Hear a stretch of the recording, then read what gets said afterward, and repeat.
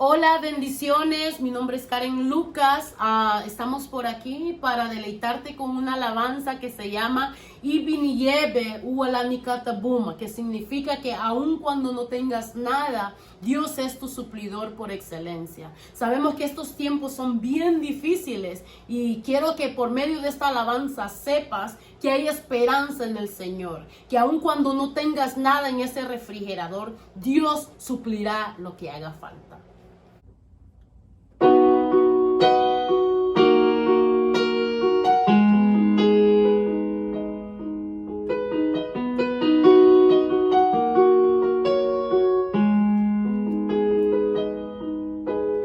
Ibiniyebe uwala nikatabuma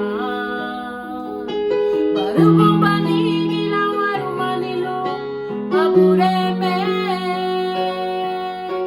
jarafa balinyo waru rumbay sumbu matilo daralalibong ilubeneriselu Ibiniyebe uwala nikatabuma barubong banigila warumanilo mabureme jarafa balinyo waru rumbay sumbu matilo daralalibong ilubeneriselu daralalibong ilubeneriselu